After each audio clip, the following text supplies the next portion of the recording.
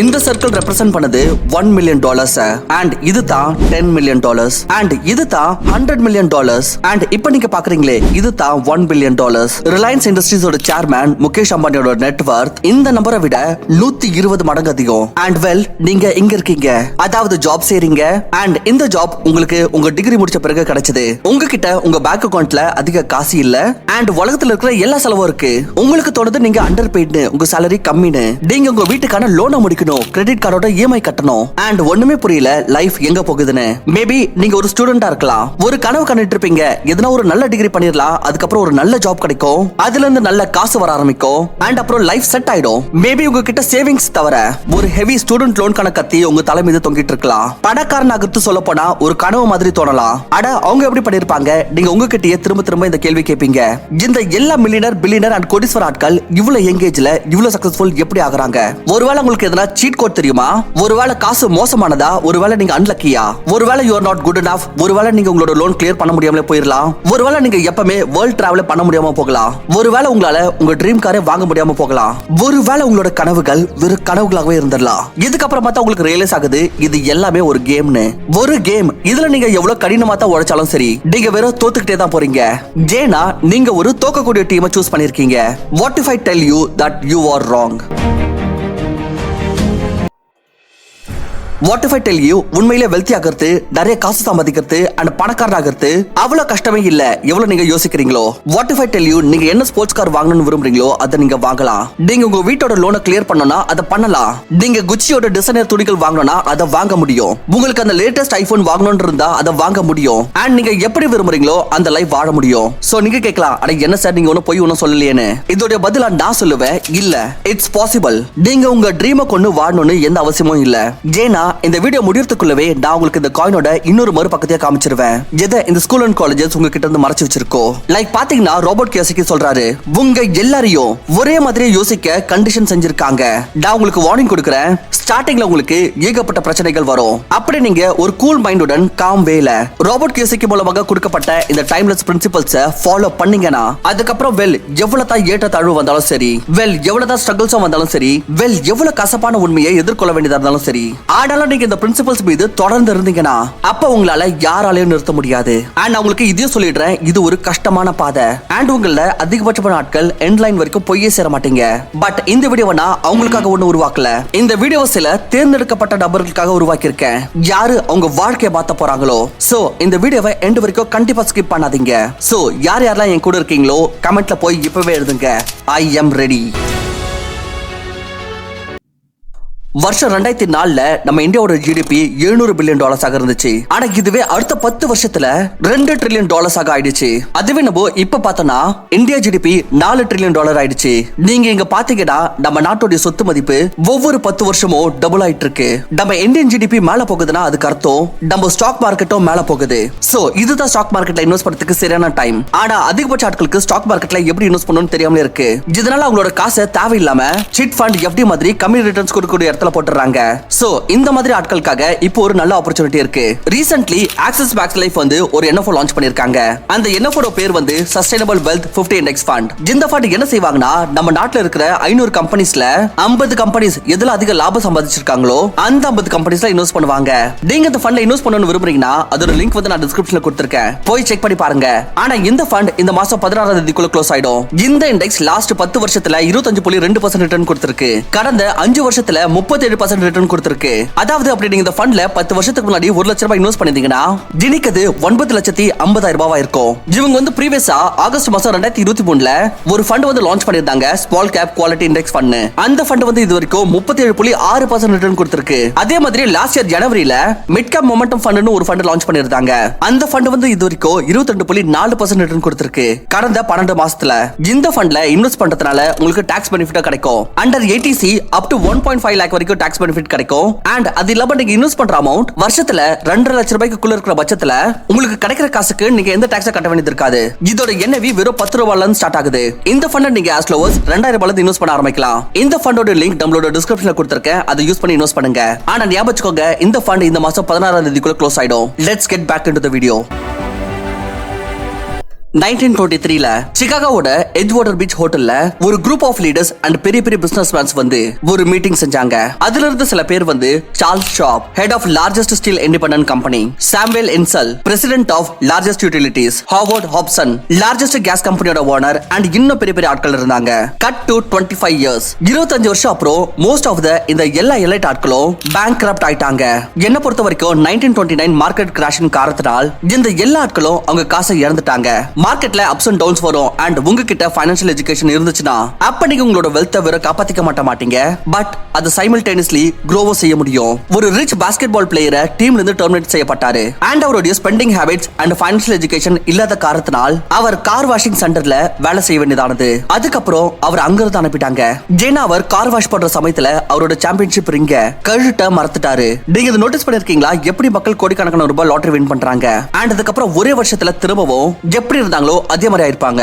I'm sure உங்க எல்லாருக்கும் KBC winner Sushil Kumar ஞாபகத்துல இருக்கும். இவர் வந்து கோடிக்கணக்கான ரூபாய் ஜெயிச்சாரு. ஆனா சில வருஷத்துக்கு பிறகு பேங்க்ரப்ட் ஆயிட்டாரு. இங்க பிரச்சனை என்னன்னா மக்கள் காசு மீது அதிகமா ஃபோக்கஸ் பண்றாங்க, எஜுகேஷன் அண்ட் ஃபைனான்சியல் லிட்டரசி மீது இல்ல. ஃபைனான்சியல் லிட்டரசினா என்ன அதை புரிஞ்சுக்கிறதுக்கு நீங்க வெறும் இந்த 3 ஸ்டேட்மெண்ட் தெரிஞ்சுக்க வேண்டியது இருக்கும். Number 1 income statement, number 2 balance sheet and number 3 cash flow. Income ஸ்டேட்மெண்ட்ல பேசிக்கலி 2 விஷயம் வரும். இன்கம் இது நம்ம ஜாப் செய்யறதால கிடைக்கும் அண்ட் எக்ஸ்பென்சஸ் நம்மளோட மாச செலவுகள் இருக்கு like food, rent, bill etcetera. Balance ஷீட்ல வருது 2 காலம்ஸ், அசெட்ஸ் அண்ட் லைபிலிட்டிஸ். எது நம்ம பாக்கெட் குள்ள காசு போடுதோ அது அசெட்ஸ் அண்ட் எது நம்ம பாக்கெட்ல இருந்து காசை வெளிய எடுக்குதோ அது லைபிலிட்டிஸ். அசெட்ஸ்னா like rental income, franchisee business, shops மாதிரி இன்னும் பல. Liabilities like car service charges, house maintenance charges, bills etcetera.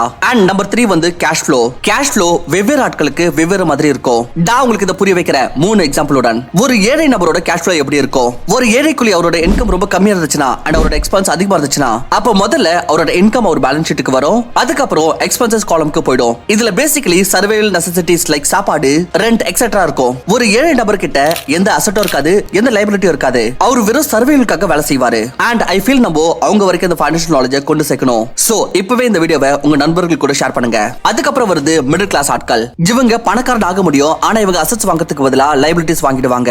இவங்களுக்கு முதல்ல காசு வரும் சாலரியில இருந்து இல்ல செல்ஃப் எம்ப்ளாய்மெண்ட்ல இருந்து அண்ட் அந்த காசு வந்ததுமே லைபிலிட்டிஸ்குள்ள போயிடும். சே லைக் காரோட இஎம்ஐ, ஹோம் லோனோட இஎம்ஐ, கிரெடிட் கார்டு பில்ஸ், போனோட இஎம்ஐ எக்ஸெட்ரா. அண்ட் அதுக்கப்புறம் வந்து வீட்டுக்கான செலவுகள் லைக் எலக்ட்ரிசிட்டி பில், பாலுக்கான பில் எக்ஸெட்ரா. சோ அவங்களோட அசெட் காலமும் பாத்தீங்கன்னா காலியா இருக்கும். ஜேனா ஆல்ரெடி செலவுகள் பாத்தீங்கன்னா ஏகப்பட்டது இருக்கு. ஆனாலும் பாத்தீங்கன்னா அவங்க ஒவ்வொரு மாசமும் லைபிலிட்டியா வாங்கணும் மத்தவங்களுக்கு காமிக்கிறதுக்கு. அதுவும் முக்கியமா எந்த ஆட்களுக்குனா யாருக்கெல்லாம் இவங்கள பிடிக்காதோ. அண்ட் 3வது கேட்டகரியில வராங்க பணக்கார ஆட்கள். ஒரு பணக்கார நபர் அவரோட assets like stock, real estate, bonds, patent, businesses etcetera இதுல இருந்து எந்த அளவுக்கான காசை ஜெனரேட் பண்ணிடுவாங்கன்னா இதை வச்சு அவங்க வீடோட expenses like electricity bill, food மிச்சத்தெல்லாம் கிளியர் பண்ணிடுவாங்க. அண்ட் இது இல்லாம இவங்க அவங்க அசெட்ஸ்ல இருந்து வர காசை வச்சு தான் லைபிலிட்டிஸ் வாங்குவாங்க. அண்ட் என்ன மிச்சம் எக்ஸஸ் கேஷ் மிச்சம் இருக்கோ அதை வச்சு திரும்ப அசெட்ஸ் வாங்கிடுவாங்க. ஒரு பணக்கார நபருக்கு ஆரம்பத்துல இருந்து இது தெரியும். அவரோட இன்கம் வச்சு முதல்ல அசெட்டை வாங்கணும் அண்ட் அந்த அசெட்ல இருந்து வர இன்கம் வச்சு லைபிலிட்டிஸ் வாங்கணும்.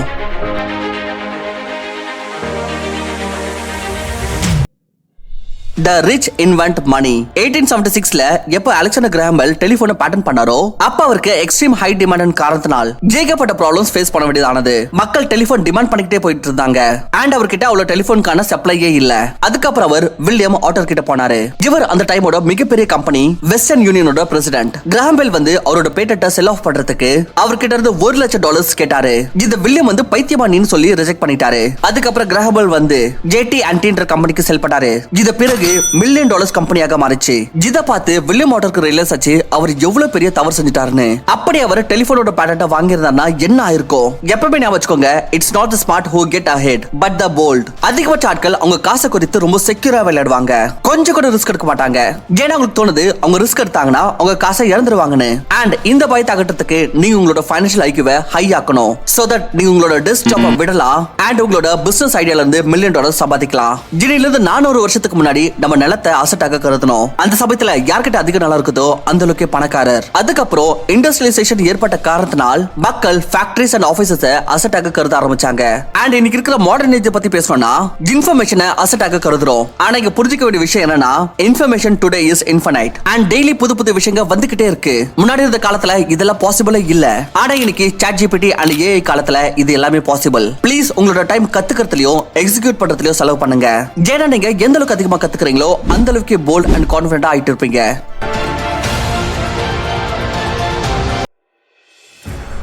Work to learn, don't work for money. ஒரு வாட்டி ராபர்ட் கியோசகி இன்டர்வியூ கொடுக்கிறதுக்கு சிங்கப்பூர் போனாரு. ஒரு யங் லேடி அவர் இன்டர்வியூ எடுக்க வேண்டியது இருந்தது. இன்டர்வியூக்கு பிறகு அந்த யங் லேடி சொல்றாங்க, நான் உங்கள மாதிரி ஒரு பெஸ்ட் செல்லர் ஆத்தர் ஆகணும்னு விரும்புறேன். இப்போ ஏன்னா அவங்க ரொம்ப நல்லா எழுதுவாங்க. அண்ட் ராபர்ட்டோ அவங்களோட ஆர்டிகல்ஸ் முன்னாடியே படிச்சிருக்காரு. அண்ட் ராபர்ட்க்கு அவங்க ஆர்டிகல்ஸ் ரொம்ப நல்லா இருந்தது. சோ ராபர்ட் ரொம்ப கேஷுவலா அந்த லேடி கிட்ட கேட்டுறாரு, இவ்வளவு நல்லா எழுதுற பிறகு நீங்க ரைட்டிங்க ஃபுல்லா ஏன் பர்சீவ் பண்ணல? இதுக்கப்புறம் ரெஸ்பான்ஸ் அவங்க சொல்றாங்க, எல்லாருமே சொல்றாங்க என் ஆர்டிகல் புக்ஸ் ரொம்ப நல்லா இருக்குன்னு. ஆனா அதை யாரும் வாங்குறதே இல்ல. இதனால தான் நான் அந்த நியூஸ் பேப்பர் ஃபார்ம்ல வேலை செய்யறேன். சோ தட் என்னோட bills time to time pay பண்றதுக்கு. உங்ககிட்ட எனக்காக எதனா சஜஷன்ஸ் இருக்கா? ராபர்ட் வந்து இமிடியட்லி ரிப்ளை பண்ணாரு, எஸ், என்னோட ஒரு ஃப்ரெண்ட் இருக்காரு, அவர் சேல்ஸ் கத்து கொடுக்கறாரு, நீங்க அவரோட செமினார்ஸ் அட்டெண்ட் பண்ணணும். இத கேட்ட அந்த யங் லேடி ரொம்ப கோவமாயிட்டாங்க. அண்ட் ராபர்ட் கிட்ட சொல்ல ஆரம்பிச்சிட்டாங்க, என்ன நீங்க திரும்ப ஸ்கூலுக்கு போக சொல்றீங்களா? இப்போ நான் செல்லிங் கத்துக்கணுமா? சோ ராபர்ட் சொன்னாரு, கத்துக்கிறதுல என்ன தவறு? சோ அதுக்கு அவங்க சொன்னாங்க, நான் வந்து இங்கிலீஷ் லிட்டரேச்சர்ல மாஸ்டர்ஸ் பண்ணிருக்கேன். ஐ அம் a professional and அது இல்லாம எனக்கு சேல்ஸ் ஆட்களை பார்த்தாலே பிடிக்காது. இந்த விஷயத்தை சொல்லிட்டு அவங்க அவங்களோட பிரீஃப் கேஸை பேக் பண்ணிட்டு போக ஆரம்பிச்சிட்டாங்க. ராபர்ட் வந்து ஒரு கவர் பார்த்தாரு, அந்த லேடி எடுத்துட்டு வந்தது. அதுல எழுதிருந்துச்சு, Robert Kiyosaki best selling author of the book rich dad poor dad. Robert சொன்னாரு, இங்க பாருங்க, நீங்க என்ன எழுதிருக்கீங்க? Best selling author and not the best writer. என்னோட ரைட்டிங் ஸ்கில்ஸ் ஒன்னும் அவ்வளவு நல்லா இல்ல, but I am a good seller. உங்களோட ரைட்டிங் வேணா ரொம்ப நல்லா இருக்கலாம், ஆனா அதை யாரும் வாங்கவே மாட்டாங்கன்னா அப்ப என்ன லாபம்? சோ செல்லிங் கத்துக்கிறதுல என்ன தவறு இருக்கு? இத கேட்டதும் அந்த யங் லேடியோட கண்கள் ஆச்சரியத்துல திறந்துருச்சு. ராபர்ட் சொல்றாரு, இன்னைக்கு நம்ம அக்கபக்கத்துல ஏகப்பட்ட ஸ்மார்ட், எஜுகேட்டட், வெல் டேலண்டடான ஆட்கள் இருக்காங்க. ஆனா நான் ரொம்பவே மோசமா ஃபீல் பண்றேன் அவங்களுக்காக. அவங்க இவ்வளவு டேலண்டா இருந்த பிறகு இவ்வளவு கம்மியா காசு சம்பாதிக்கிறாங்க. ஏன்னா அவங்க வேலை செய்யறது சோ தட் காசு சம்பாதிக்கலான்னு. சோ உங்க அப்ஜெக்டிவ் காசு சம்பாதிக்கிறதுனா அப்ப நீங்க உங்க ஸ்கில்ஸ்ல மாஸ்டர் எப்படி அச்சீவ் பண்ணுவீங்க? ஞாபகம் வச்சுக்கோங்க, மக்கள் ஹை பே வெறும் ஸ்பெஷலைஸ்ட் நாலேஜ் தான் தருவாங்க. அண்ட் ஸ்பெஷலைஸ்ட் நாலேஜ் எப்படி வரும்? Through learning and making a lot of mistakes in small niches. Mind your own business. 1974ல மெக்டொனால்டோட ஓனர் ரே கிராக்க யூனிவர்சிட்டி ஆஃப் டெக்சாஸ்ல இன்வைட் பண்ணப்பட்டார். அங்க எல்லா ஸ்டூடண்ட்ஸ் யாரெல்லாம் எம்பிஏ பர்சூ பண்ணிட்டு இருந்தாங்களோ ஹாலுக்கு போயிட்டாங்க. அந்த ஸ்டூடண்ட்ல ராபர்ட்டோட ஃப்ரெண்டோ அந்த ஹால்ல இருந்தாரு. ரே கிராக் வந்து ஒரு பவர்ஃபுல் ஸ்பீச் கொடுத்தாரு. அண்ட் எல்லா ஸ்டூடண்ட்ஸும் ரொம்ப மோட்டிவேட் ஆயிட்டாங்க. அண்ட் ஃபைனலி ஹால் அட்ஜென்ட், அதாவது எல்லாரும் அவங்க வீட்டுக்கு போக ஆரம்பிச்சாங்க. கேஷுவலி ஸ்டூடண்ட்ஸ் வந்து ரே கிராக் ஸ்பீச்சுக்கு பிறகு அவர் கூட ஹேங் அவுட் பண்றதுக்கு கேட்டாங்க. Ray Kroc was very kind and அவர் வந்து ஸ்டூடண்ட்ஸ் கூட ஹேங் அவுட் பண்றதுக்கான ஆஃபரை வந்து அக்செப்ட் பண்ணிட்டாரு. ரே அந்த ஸ்டூடண்ட்ஸ் கூட கேண்டீன் போனாரு. அண்ட் அங்க எல்லாரும் கைகள்ல பியர் பாட்டில்ஸ் எடுத்துக்கிட்டாங்க. எல்லாரும் பியர் ஸ்டிப் பண்ண ஆரம்பிச்சாங்க. ரே வந்து ஸ்டூடண்ட்ஸ் கிட்ட ஒரு क्वेश्चन கேட்டாரு, what do you think what business I mean? ஸ்டூடண்ட்ஸ்க்கு தோணுச்சு ரே கிண்டல் பண்றாருன்னு. எல்லாரும் சிரிக்க ஆரம்பிச்சாங்க. ரே திரும்ப சேம் क्वेश्चन கேட்டாரு, உங்களுக்கு என்ன தோணுது? நான் என்ன தொழில் செய்றேன்? அதுல ஒரு ஸ்டூடண்ட் சொன்னாரு, நான் என்ன கழுதியா தெரியாம இருக்கிறதுக்கு, நீங்க பர்கரோட பிரான்சைசி செல் பண்றீங்க. ரே சொல்றாரு, நான் பர்கர் விக்கிற வியாபாரத்துல இல்ல, நான் ஆக்சுவலி ரியல் எஸ்டேட் பிசினஸ்ல இருக்கேன். என்னோட ஃபோக்கஸ் பர்கர்ஸ் விக்கிறது மீது இல்ல. உண்மையில என்னோட ஃபோக்கஸ் என்னோட பிரான்சைசிஸ் மூலமா top spaces of real estates acquire பண்றது மீது இருக்கு. ஜெனிகேக கிட்ட கேத்தலிக் சர்ச்சை விட அதிக பீசஸ் ஆஃப் லேண்ட்ஸ் இருக்கு. அதுவும் உலகத்துடைய பார்ஷான இடங்கள்ல. ராபர்ட்டோட ஃப்ரெண்ட் யாரு ரே கிராக் கிட்ட क्वेश्चन கேட்டுட்டு இருந்தாரோ அவர்தான் இன்னைக்கு கார் வாஷிங்கான பிசினஸ் இருக்கு. ஆனா அவர் கார்ஸை வாஷ் பண்றது மீது ஃபோக்கஸ் பண்றதில்ல. அவர் கார் வாஷிங்ன்ற பேர்ல அதிக பீசஸ் ஆஃப் லேண்ட்ஸ் அக்வயர் பண்றது மீது ஃபோக்கஸ் பண்றாரு. ஃப்ரெண்ட்ஸ், ஃபோக்கஸ் எப்பவுமே வச்சுக்கோங்க அசெட்ஸ் அக்வயர் பண்றது மீது. இன்னைக்கு ராபர்ட் மக்கள் கிட்ட கேக்குறாரு, what business you are into? So மக்கள் சொல்றாங்க, I am into the business of banking. நான் கேக்குறேன், நீங்க பேங்க ஓன் பண்றீங்களா? அந்த ஆட்கள் சொல்றாங்க, இல்லன்னு. இதுதான் பிரச்சனையே. நிறைய பேர் அவங்க வேலையை அவங்க பிசினஸ் கூட கன்ஃபியூஸ் பண்ணிக்கிறாங்க.